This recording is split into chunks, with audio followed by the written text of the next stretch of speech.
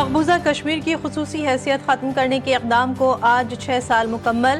کشمیریوں سے اظہار یکجہتی کے لیے ملک بھر میں یوم استحصال کشمیر آج منایا جا رہا ہے۔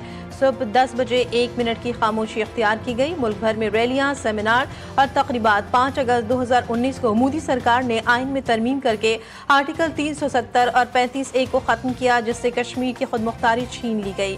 بھارت نے نہ صرف عالمی قوانین کی دھجیاں بکھیری بلکہ اپنے آئین کی پامالی بھی کی۔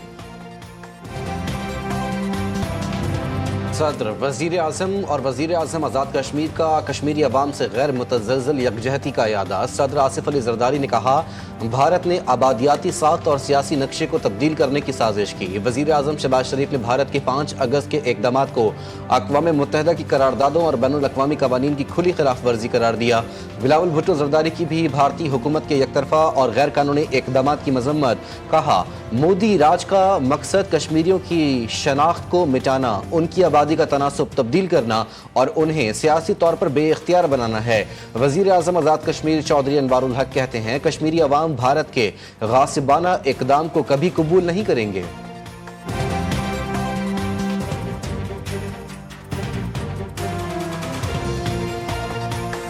کشمیری عوام حق خود ارادیت کی جدوجہد جاری رکھیں گے اور بھارت کے غاصبانہ اور غیر اخلاقی قبضے کو کبھی قبول نہیں کریں گے۔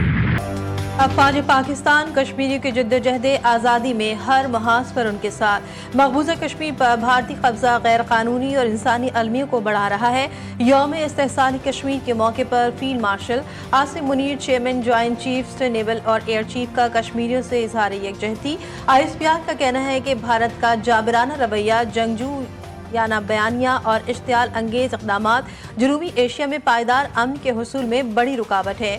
جموں کشمیر کے تنازع کا منصفانہ اور پرامن حل کشمیری عوام کے خواہشات اور اقوام متحدہ کی قراردادوں کے مطابق خطے میں دیرپا امن کے لیے ناگزیر ہے۔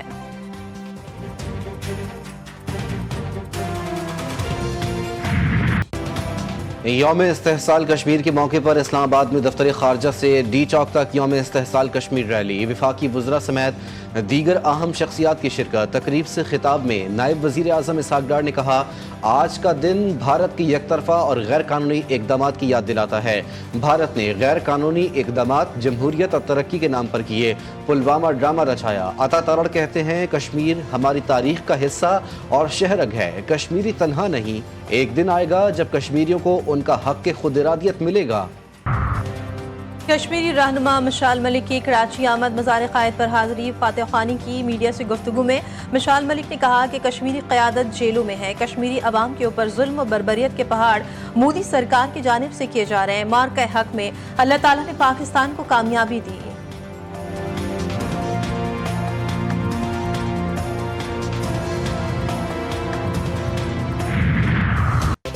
کاروباری ہفتے کے دوسرے روز بھی پاکستان اسٹاک مارکیٹ میں زبردست تیزی۔ 100 انڈیکس میں 1000 سے زائد پوائنٹس کا اضافہ۔ انڈیکس پہلی بار 1,43,000 کی حد بھی عبور کر گیا۔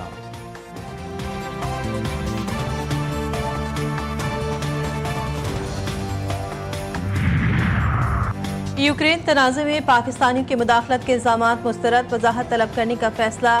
ترجمان دفتر خارجہ کا کہنا ہے، یوکرین کے تنازع میں پاکستانی شہریوں کی شمولیت کے الزامات بے بنیاد ہیں۔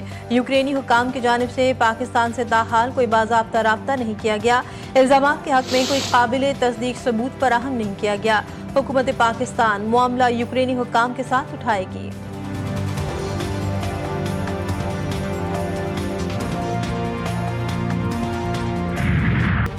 روس سے تیل کی خریداری بھارت کو پڑنے لگی بھاری۔ امریکی صدر کی بھارت پر مزید ٹیرف عائد کرنے کی دھمکی۔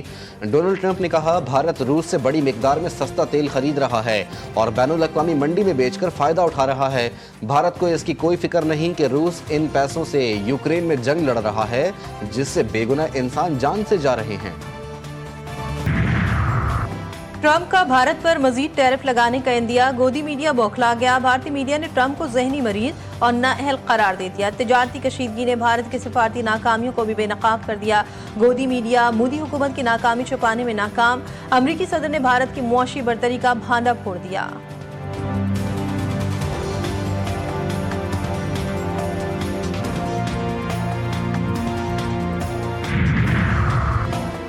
تحریک انصاف کے احتجاج کے حوالے سے پلان میں تبدیلی، ذرائع کے مطابق پی ٹی آئی اراکین پہلے پارلیمنٹ کے فلور پر احتجاج کریں گے، اس کے بعد اڈیالہ جیل جائیں گے۔ تمام اراکین کو پارلیمنٹ ہاؤس پہنچنے کی ہدایت۔ تحریک انصاف کا کہنا ہے قومی اسمبلی اجلاس میں تقاریر کے بعد اڈیالہ جائیں گے۔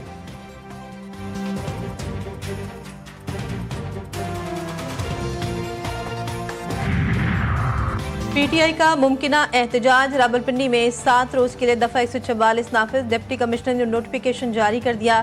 شہر میں اجتماعات، ریلیوں اور دھرنوں، جلسوں، جلوس پر پابندی رہے گی۔ مختلف شاہراہوں پر 2500 پولیس اہلکار تعینات کرنے کا فیصلہ۔ احتجاج کی صورت میں ریڈ زون اور مہلکہ ریڈ زون کو سیل کیا جائے گا۔ پی ٹی آئی کی F9 پارک میں جلسے کی درخواست بھی مسترد۔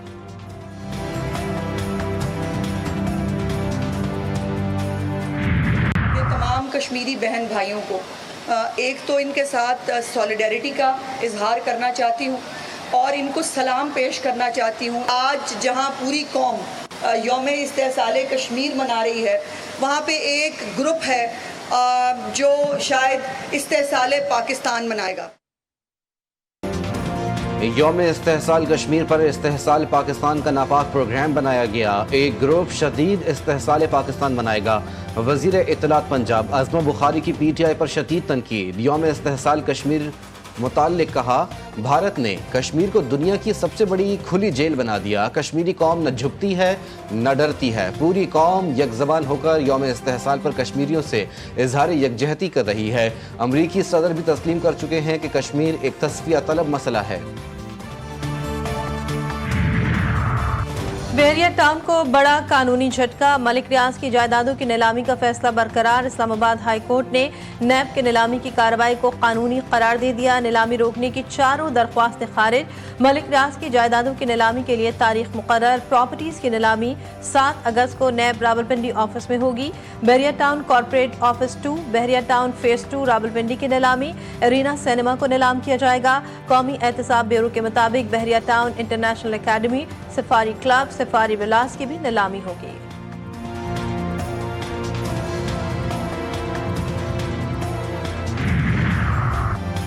سندھ میں اسلحہ ڈیلرشپ کا شرمناک اسکینڈل بے نقاب۔ فوت شدہ افراد کے نام پر اسلحہ لائسنس بدستور فعال۔ غیر قانونی خرید و فروخت عروج پر محکمہ داخلہ اور نادرا کا پورٹل غیر فعال۔ درہ آدم خیل سے آنے افراد نے دکانوں کو اسلحے سے بھر دیا۔ افسران کے تبادلوں کے بعد نظام درہم برہم۔ ریکارڈ کی عدم دستیابی اور حکومتی چشم پوشی سے صوبہ شدید خطرات کی لپیٹ میں آ گیا۔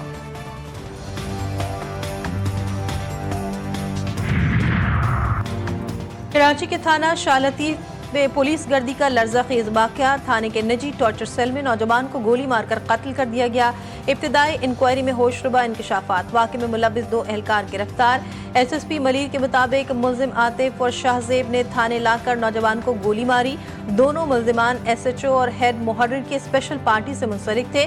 شواہد مٹانے کی کوشش کی گئی۔ جائے وقوع کو دھویا گیا۔ جی ٹی وی نیوز نے ملزم عاطف بشیر کی وردی میں تصاویر حاصل کر لی۔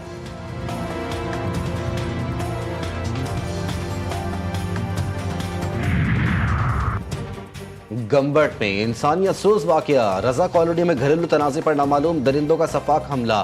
گھر میں گھس کر معصوم خاتون کو بہیمانہ تشدد کے بعد موت کے گھاٹ اتار دیا۔ شوہر تشویشناک حالت میں اسپتال منتقل۔ پولیس نے واقعے کی تحقیقات شروع کر دیں۔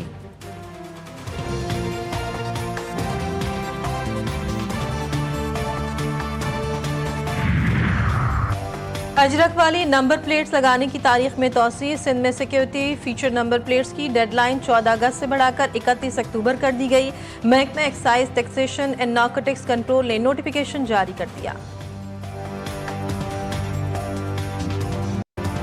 مونسون بارشوں کے نئے اسپیل کی انٹری۔ خیبر پختونخوا اور گلگت بلتستان میں طوفانی بارشوں کا امکان۔ این ڈی ایم اے نے ممکنہ سیلاب اور لینڈ سلائیڈنگ کے خدشے پر الرٹ جاری کر دیا۔ پنجاب اور کے پی کے میدانی علاقوں میں بھی تیز بارش کی پیش گوئی۔ دریاؤں میں پانی کا بہاؤ تیز ہونے کا امکان۔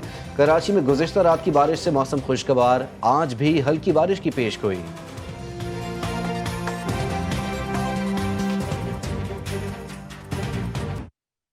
اسرائیلی فوج کی غزہ پر جاری صہیونی حملوں میں مزید 74 فلسطینی شہید، خوراک کے متلاشی 36 فلسطینی بھی شامل۔ اقوام متحدہ کے مطابق بمباری اور امداد کی کمی سے روزانہ 28 بچے جان سے جا رہے ہیں۔ غزہ میں اب تک 60,000 سے زائد فلسطینی شہید ہو چکے ہیں۔